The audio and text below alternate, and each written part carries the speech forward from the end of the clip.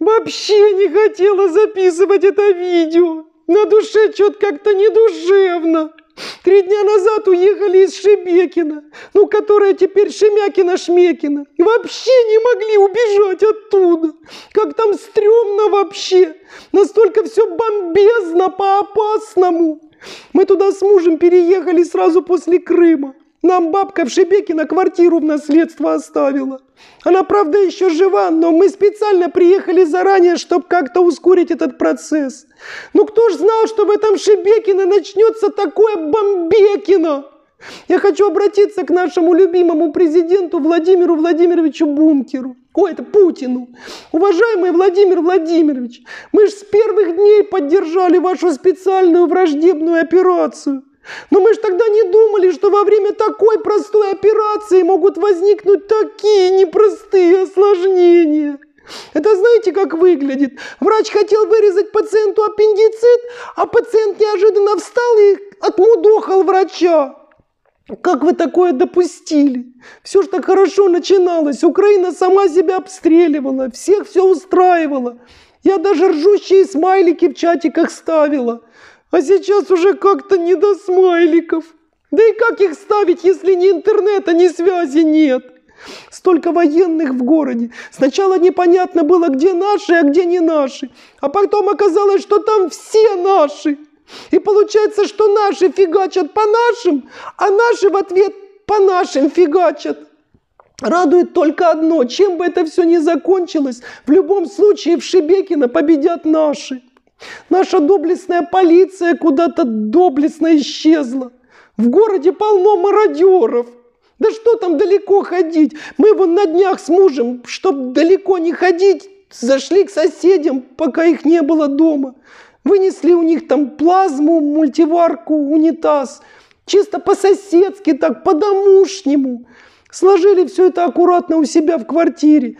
А пока ходили мародерить в магазин за продуктами, какие-то нелюди вынесли из нашей квартирки абсолютно все. И наше, и соседское. Как можно перенаживаться на чужом горе? Местные власти вообще ничего не делают. Нашего перепуганного мэра Шебекина с какого-то перепуга наградили орденом мужества. За что? За то, что он мужественно наблюдал, как мы прячемся в бомбоубежище? Или за то, что самоотверженно слинял из города? Ладно, украинцы сидят постоянно в бомбоубежищах, но они ж хотя бы привыкли к этому за 1,5 года. А нам-то зачем к такому привыкать? Вообще не хочу привыкать к такому. Мы с мужем спустились в один подвал, а там крысы, клопы, тараканы, идиоты, как нас только не обзывали за то, что мы заняли чужое место. Решили поискать другое убежище. Нашли, спускаемся, а там оказалось не бомбоубежище, а какое-то бомжеубожище. Еле удалось выехать из этого Шемякина. Приехали в Белгород, хотели остановиться у родичей, а эти уродичи сказали, что их нет дома. Вот так прямо через входную дверь и сказали: нас нет дома. А дверь-то стеклянная, мы же видим, что они врут нам прямо в глазок. Но мы не стали с ними ссориться, муж просто сел, навалил им кучу под дверью. Даже газеткой не стал прикрывать. А смысл? Дверь-то стеклянная, они все прекрасно видели. А сказать ничего не могут, их же дома нет, правильно? Потом мы узнали, что морда Риты Симоньян заявила, что готова приютить у себя 5-10 семей.